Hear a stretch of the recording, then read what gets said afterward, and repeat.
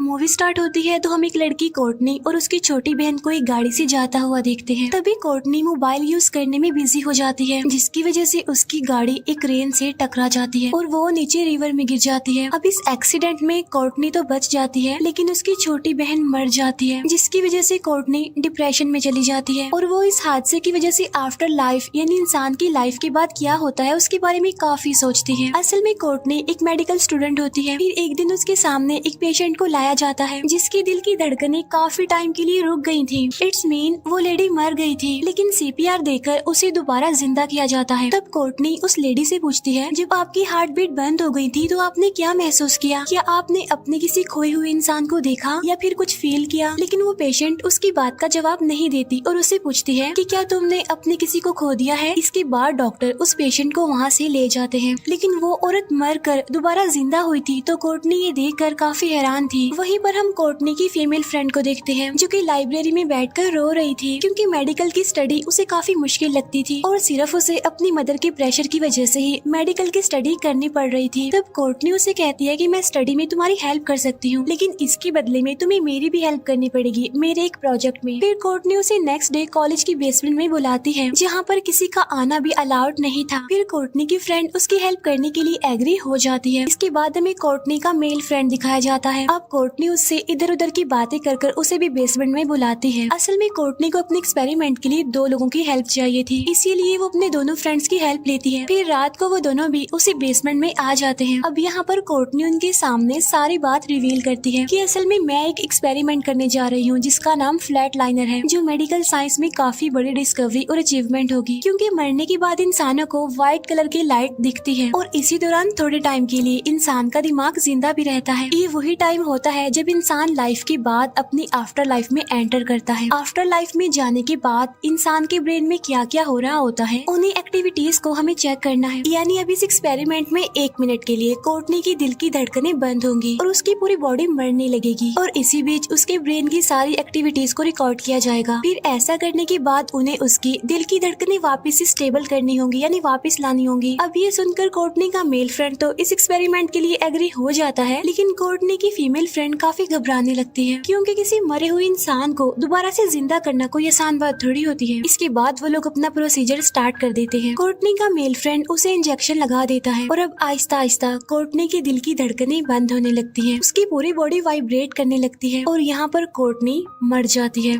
और फिर ये लोग कोर्टनी की ब्रेन एक्टिविटीज रिकॉर्ड करने लगते हैं और दूसरी तरफ हम कोर्टनी को देखते हैं, जहाँ उसकी नई पुरानी सारी मेमोरीज रिफ्रेश होने लगती हैं। उसने बचपन में क्या किया, क्या पढ़ा लिखा, उसे अचानक से सब कुछ याद आने लगता है। उधर देखते ही देखते 1 मिनट पूरा हो जाता है और कोर्टनी को इंजेक्शन देकर दोबारा से जिंदा करने की कोशिश की जाती है, लेकिन वो जिंदा हो ही नहीं रही थी। फिर वो लोग उसे सीपीआर देते हैं। वो लोग सब कुछ कर रहे थे उसे जिंदा करने के लिए, लेकिन वो फिर भी जिंदा नहीं हो रही थी। तब ये देखकर कोर्टनी की फ्रेंड बहुत ज्यादा डर जाती है और वो उस डॉक्टर को इमरजेंसी की सूरत में बेसमेंट में बुलाती है। तब यहाँ पर वो डॉक्टर इमरजेंसी मैसेज देखकर नीचे जाने लगता है। तब उसे देखकर मार्लो भी उसके पीछे पीछे आने लगती है। जब वो नीचे आता है तो कोर्टनी की फ्रेंड उसे सारी बात बता देती है कि ये एक्सपेरिमेंट कोर्टनी का ही था और 2 मिनट हो गए हैं, अभी तक वो दोबारा जिंदा नहीं हो रही। तब ये देखकर वो डॉक्टर कहता है कि सिर्फ सीपीआर से काम नहीं चलेगा, पहले उसकी हार्ट बीट को हमने स्टेबल करना है। इसके बाद वो उसके मुंह में एक वायर डालता है जो कि उसके हार्ट तक पहुंच जाती है। ऐसा करने के बाद वो उसे दोबारा से सीपीआर देने लगते हैं। उधर हम कोर्टनी को देखते हैं जो कि अलग ही दुनिया में आ गई थी। असल में कोर्टनी आफ्टर लाइफ को एक्सपीरियंस कर रही थी, जहाँ पर उसकी बॉडी तो उस हॉस्पिटल के रूम में थी और उसका ब्रेन आफ्टर लाइफ की दुनिया में था।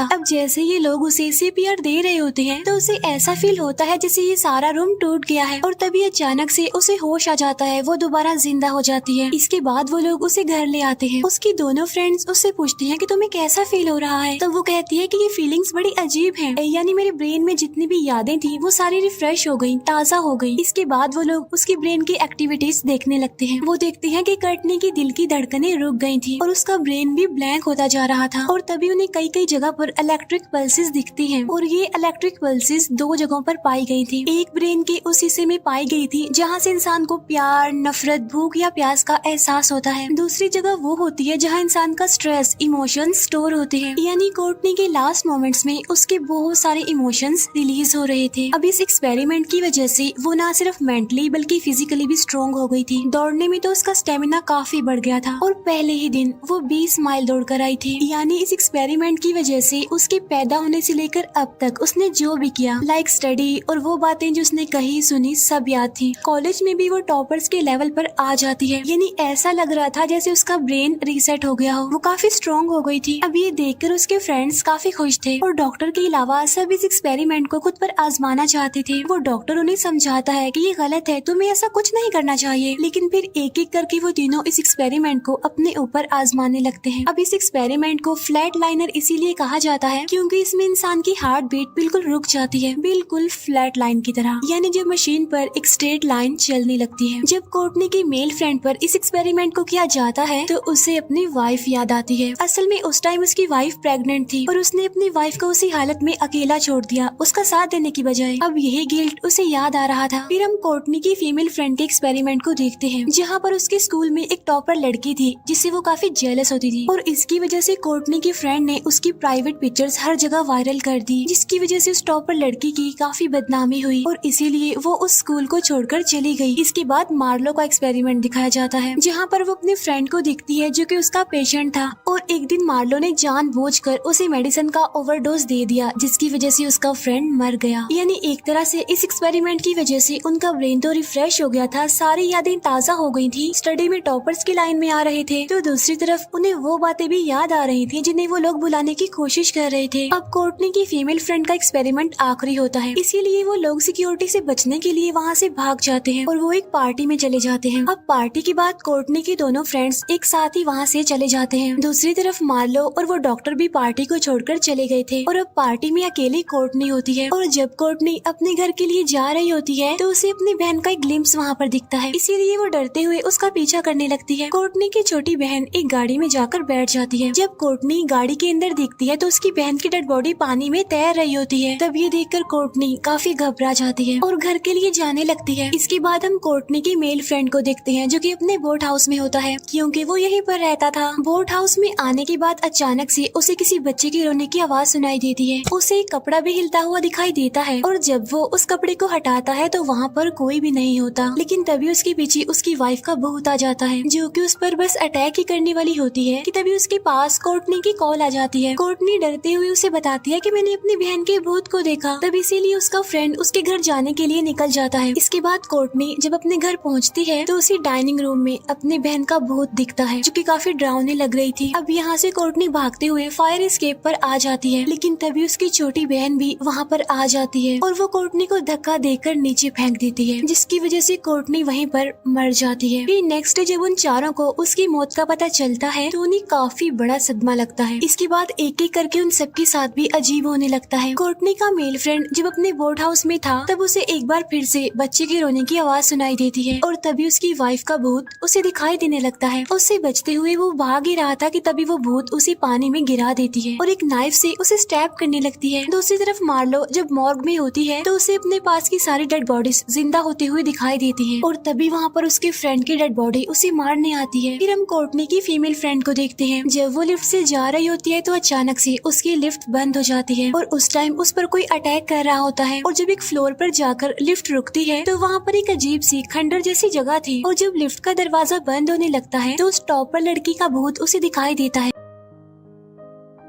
इसके बाद शाम को वो चारों मिलते हैं और इस बारे में डिस्कस करते हैं जो उनके साथ हुआ। तब उन्हें लग रहा था कि इस एक्सपेरिमेंट की वजह से उन्होंने आफ्टर लाइफ का डोर खोल दिया है जिसकी वजह से कोई एक डिमोनिक पावर है जो उनके पीछे पड़ गई है। तभी कोर्टनी का फ्रेंड कहता है कि मेरी वाइफ तो अभी जिंदा है, लेकिन उस डॉक्टर को ये सारी बातें अजीब लग रही थी। वो उन्हें समझाने की कोशिश करता है कि ये सब कुछ तुम्हारे दिमाग की गेम है और तुम्हारे साथ रियल में ऐसा नहीं हो रहा और तुम्हें अपने अपने गिल्ट का सामना करना चाहिए बहादुरी से ताकि ये जो तुम्हारे दिमाग का डर है वो खत्म हो जाए। तभी बात उन लोगों को ठीक लगती है। तो इसीलिए कोर्टनी की फीमेल फ्रेंड उस टॉपर लड़की का एड्रेस ढूंढती है और वो उस लड़की के पास जाकर उसे सारी बात बता देती है कि मैंने ही तुम्हारी सारी पिक्चर्स वायरल की थी। तब यहाँ पर उन दोनों के बीच कुछ बहस होने लगती है, लेकिन बाद में वो टॉपर लड़की उसे माफ कर देती है। इसके बाद कोर्टनी का मेल फ्रेंड भी अपनी वाइफ को ढूंढता है। वो अपनी वाइफ को ढूंढ भी लेता है जिसकी कंडीशन काफी खराब थी और उसके साथ उसका बेटा भी था। अब यहाँ पर उसकी वाइफ उसे माफ नहीं करती, तो इसीलिए कोर्टनी का फ्रेंड उसे काफी इंसिस्ट करता है कि प्लीज मुझे गलती सुधारने का एक मौका तो दो और मैं प्रॉमिस करता हूँ कि मैं हमेशा तुम्हारा और अपने बेटे का ख्याल रखूंगा। तो इसीलिए उसकी वाइफ भी उसे माफ कर देती है। अब इस माफी की वजह से कोर्टनी के दोनों फ्रेंड्स खुश हो गए थे, उन्हें सुकून मिल गया था जैसे। इसके बाद उन्हें फिर कोई भी भूत नजर नहीं आता। अब यहाँ पर मार्लो को ये बात समझ नहीं आती कि मैं उस आदमी से माफी कैसे मांगू जो ऑलरेडी मर चुका है। और जब वो गाड़ी में होती है तो कोई अचानक से एक प्लास्टिक शीट से उसका चेहरा कवर करके उसे मारने की कोशिश करता है, जिसकी वजह से उसकी गाड़ी एक जगह पर टकरा जाती है। अब उसकी सारी सिचुएशन काफी खराब हो गई थी। वो सोचती है कि वो दोबारा से आफ्टर लाइफ में जाएगी और वहीं पर जाकर वो अपने फ्रेंड से माफी मांगेगी। इसीलिए वो हॉस्पिटल में पहुंचकर बेसमेंट में चली जाती है और अपने तीनों फ्रेंड्स को वहां आने का मैसेज करती है। बाद में वो खुद को इंजेक्शन लगाकर आफ्टर लाइफ में भेज देती है। और इस बार तो आफ्टर लाइफ की दुनिया और ज्यादा डरावनी थी और वहाँ पर उसे कुछ अजीब चीजों का भी सामना करना पड़ता है, यानी कोई इनविजिबल पावर उसे अंदर की तरफ खींचने की कोशिश कर रही है। और तभी उसे अपना फ्रेंड दिखाई देता है और वो उससे माफी मांगती है, लेकिन तभी अचानक से उसका फ्रेंड उस पर अटैक कर देता है। बाद में वो उसे हॉस्पिटल के एक बेड पर लिटा देता है, जहाँ पर मार्लो एक तूफान में खींची चली जाती है। फिर उसके तीनों फ्रेंड्स भी वहाँ पर पहुँच जाते हैं। 5 मिनट हो गए थे उसे आफ्टर लाइफ में जाकर। ये लोग उसे वापस लाने की काफी कोशिश करते हैं, लेकिन किसी भी तरह करके वो जिंदा नहीं हो रही थी दोबारा। तभी आफ्टर लाइफ में उसे कोर्टनी दिखाई देती है, जो उसे कहती है कि तुम्हें खुद को माफ करना होगा वरना तुम हमेशा के लिए इसी जाल में फंस जाओगे। तब उसे जिंदा करने के लिए वो डॉक्टर उसकी हार्ट में एक इंजेक्शन को इंजेक्ट करता है और फाइनली उसकी हार्ट बीट चलने लगती है और वो दोबारा जिंदा हो जाती है। इसके बाद मार्लो अपनी टीम को सारी बात बताती है कि मैंने ही अपने फ्रेंड को ओवरडोज देकर मारा था, तब इसीलिए उसे थोड़े दिनों के लिए प्रोबेशन पर रखा जाता है। इसके बाद वो लोग कोर्टनी का लैपटॉप फेंक देते हैं जिसमें उस एक्सपेरिमेंट की सारी डिटेल्स थी। अब इनके साथ जो अजीब हो रहा था, यानी इन्हें भूत दिखाई दे रहे थे, वो सब कुछ ठीक हो जाता है और सब कुछ नॉर्मल हो जाता है। वैसे उनके साथ हुआ क्या था अब मैं यहाँ पर आपको बताती हूँ। असल में उस एक्सपेरिमेंट की वजह से उनका ब्रेन एक एक्सट्रीम लेवल पर काम कर रहा था और जब उनकी हार्ट बीट रुक गई थी तो उनकी ब्रेन एक्टिविटी सबसे लास्ट एरिया में थी और ये ब्रेन की वो जगह थी जहाँ इंसान की स्ट्रेस और टेंशन होती है। तो इसीलिए उनकी लाइफ की सारी गिल्ट्स उन पर हैवी होने लगती हैं और यही वजह थी कि वो हेलुसिनेट भी कर रहे थे और जो भूत उन्हें नजर आ रहे थे वो असल में एग्जिस्ट नहीं करते, बल्कि वो तो उनके दिमाग का एक वहम था। लाइक कोर्टनी को हमेशा से अपनी बहन की मौत का गिल्ट था, तो इसीलिए उसे अपनी बहन के बारे में हेलुसिनेशंस होने लगती थी और इस तरह कोर्टनी के फ्रेंड को भी गिल्ट था अपनी वाइफ का और अपने उस बच्चे का। तभी तो उसे बच्चे के रोने की आवाजें सुनाई देती थी, जबकि उसकी वाइफ तो जिंदा थी और वो चोट जो उसके हाथ में थी वो किसी ने नहीं, उसने खुद ने लगाई थी, किसी भूत ने नहीं लगाई थी। इसी तरह मार्लो भी अपने उस फ्रेंड को हेलुसिनेट कर रही थी और कोर्टनी की फीमेल फ्रेंड उस टॉपर लड़की को। तो इसी के साथ ही मूवी यहीं पर एंड हो जाती है।